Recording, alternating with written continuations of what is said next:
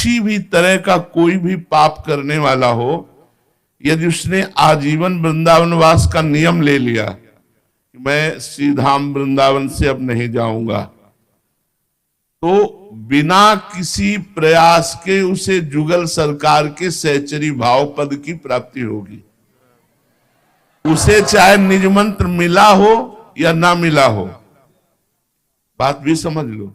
उसी समय इन्होंने प्रश्न किया था, महाराज जी इसमें लिखा है जुगल की सहचरी भाव की प्राप्ति, तो फिर अगर निज मंत्र नहीं मिला, दीक्षा नहीं लिए तो हम कहा तो भी एक होता है परंपरागत जाना, एक होता है गिफ्ट देना। गिफ्ट में प्रियालाल हमारी स्वामिनी के रूप में मिलेंगे और हम उनकी सहचरी की सेवा। एक बार मानसरोवर में पूज्य गुरुदेव भगवान ने कहा कि वृंदावन में यदि कोई पक्षी भी उड़ के आ जाता है तो सहचरी भाव को प्राप्त हो जाता है। तो उस पक्षी को किसने निज मंत्र दिया, उस पक्षी को किसने दीक्षा दी? ये धाम का प्रभाव है। तो अपने लोग बड़े भाग्यशाली हैं, ऐसा कह सकते हैं कि हम सब बड़े भाग्यशाली हैं। हमें प्रियाजू ने भटकने वाले संसार से हटाकर अपने धाम में रखा। अब जैसे भी बने इसलिए कह रहे कि तुम्हारे बनाए कुछ बनेगी भी नहीं। हम जैसे भी हैं इसलिए जैसे भी कह रहे हैं कि ऐसे होना चाहिए, वो हम हो नहीं सकते। होना भी चाहे तो नहीं हो सकते। जैसे नवीन बाढ़ का पानी पहाड़ से जब नीचे की तरफ उतरता है तो मकान, घर द्वार, गाड़ी घोड़ा सब बहा ले जाता है, ऐसे ही ये माया त्रिगुण का प्रभाव चल रहा है, इस सबको बहा रहा है, कोई नहीं बच रहा है। रमैया की दुल्हन लूटे रमैया की दुल्हन लूटे बाजार, ये हमारे भगवान की दुल्हन है। माया कौन? मायापति भगवान है ना, खुले लूट रहे सबको और हम सब उसी में है। एकमात्र वृंदावन की शरण। तो वृंदावन की शरण कैसे? हमें तो आज तक जैसा अनुभव हुआ कि बिना किसी वृंदावन वासी की कृपा के वृंदावन वास हो ही नहीं सकता। जैसे हमें हुआ तो श्री राम शर्मा आचार्य की कृपा से, वो वृंदावन वासी और रास उपासी और रास का प्रकट दर्शन कराने वाले, उनका आशीर्वाद जब उनके चरणों में लौट गए, बोले बाबा मेरी एक बात मान, तू वृंदावन आ जा, तुझे बिहारी जी कभी छोड़ेंगे नहीं। बस वो गुरु मंत्र हमारे जीवन में हमको वृंदावन लाया।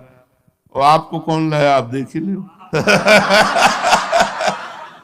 कि अगर आप आए हो तो कहां से कैसे आए हो, कहीं ना कहीं वृंदावन के रसिकों की वाणी गई और आपको लाई। तो बस पड़े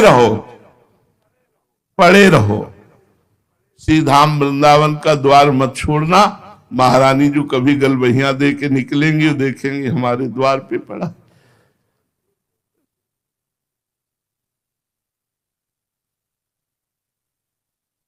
का भरोसा है, साधना का नहीं। हम क्या साधना करें? मन अलग जा रहा है, इंद्रियां अलग जा रही, तन अलग, तो हम क्या साधना करें? हम बस यही कि जैसे द्वार में पड़े हैं तो कभी बड़े हैं, वो कभी निकलेंगे, देखेंगे कि हमारे द्वार पे पड़ा है, कभी कृपा करते हैं।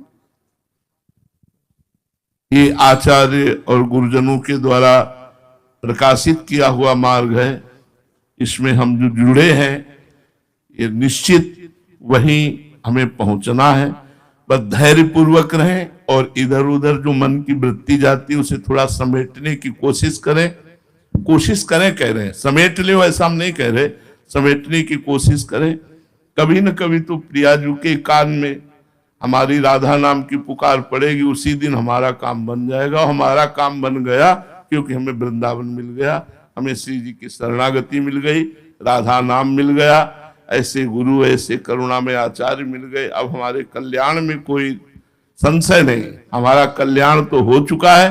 अब हमें श्री जी की सेवा में पहुंचना है। तो रात दिन नाम गुण कीर्तन सेवा जितना भी बने करें, बस ये दृढ़ विश्वास रखें कि हरिवंश प्रताप से हमें लाडली जी की सहचरी भाव की प्राप्ति निश्चित होगी। श्री राधा वल्लभ।